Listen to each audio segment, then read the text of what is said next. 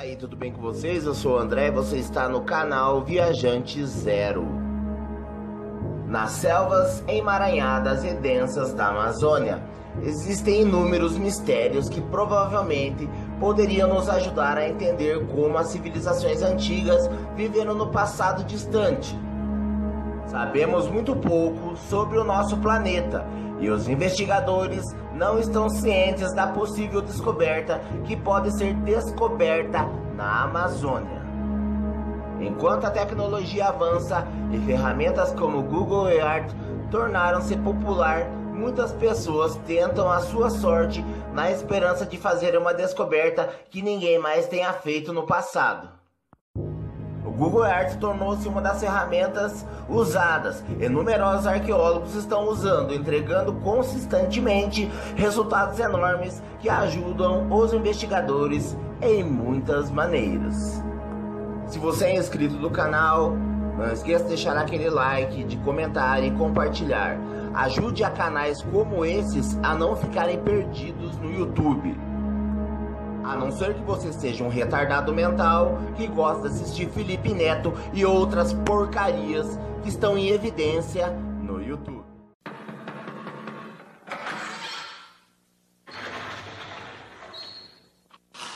Senta que lá vem a história.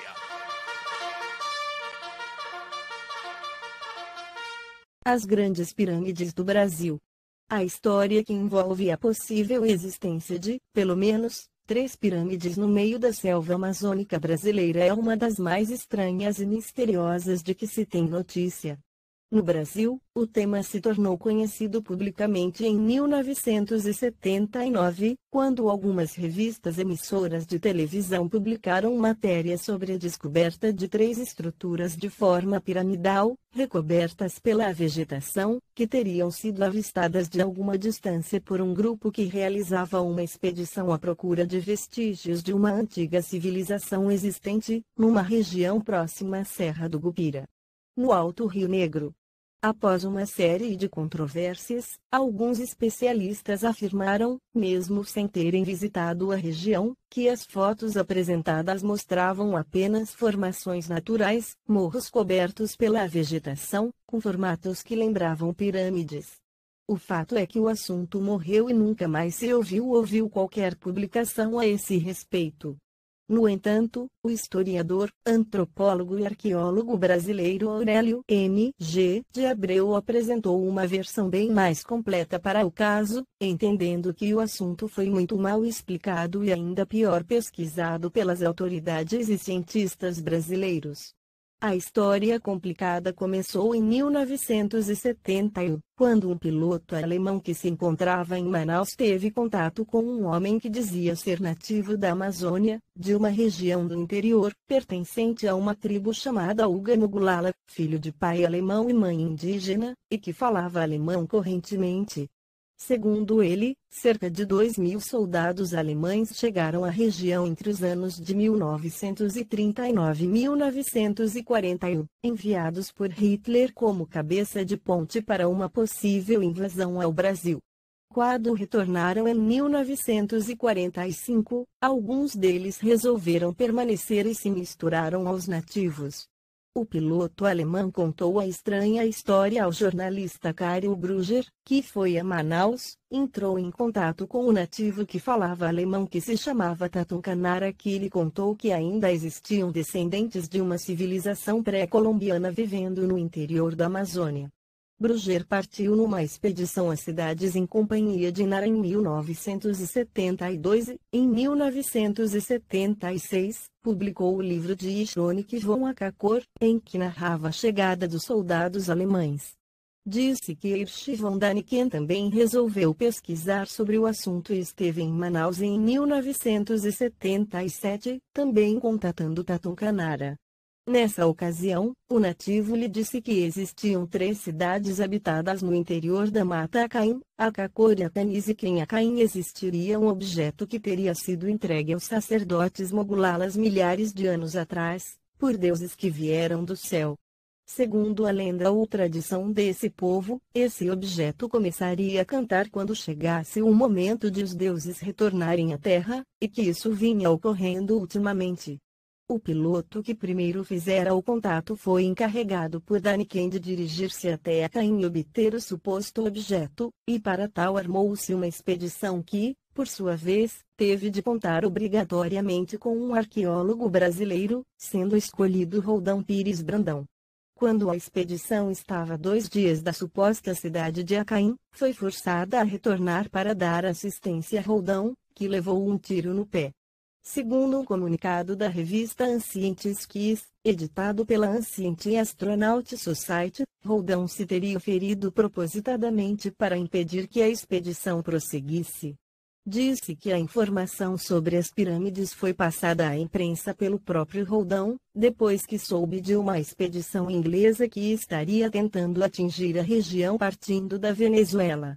O jornalista Cário Abrugger retornou ao Brasil em 1981 e tentou realizar mais uma expedição com Tatum Canara e um cineasta, mas a viagem foi suspensa porque o nativo disse que não haveria nenhuma segurança em atravessar a região, abalada por tribos em pé de guerra.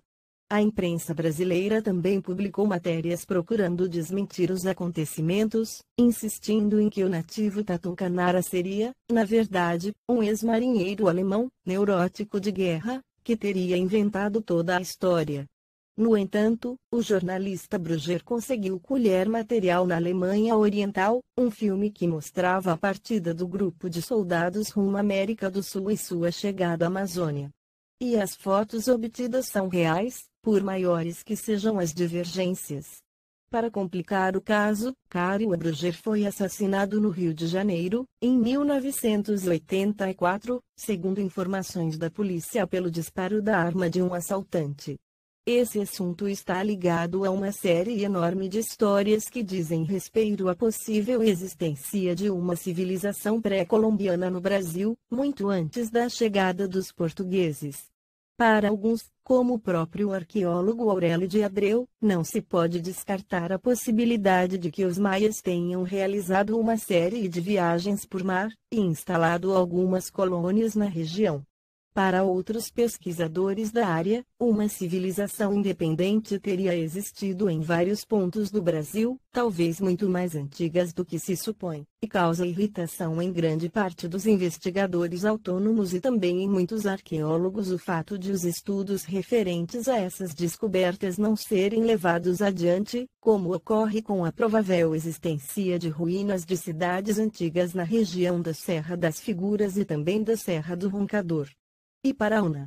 Alguns estudiosos, como Peregrino Vidal, entendem que houve uma colonização sumeriana na América, com alguns contingentes sendo trazidos do Egito para elaborar as construções na região. Outros entendem que Atlântida teria sido o centro do qual partiram colonizadores, tanto em direção ao Egito quanto em direção às Américas, levando com eles as técnicas de arquitetura e construindo pirâmides semelhantes dos dois lados do oceano. Outras linhas de pesquisa entendem ainda que Atlântida seria a própria América, o centro do qual se teria originado uma série de civilizações, inclusive a egípcia, e não é de estranhar que sejam encontradas pirâmides na região do Amazonas.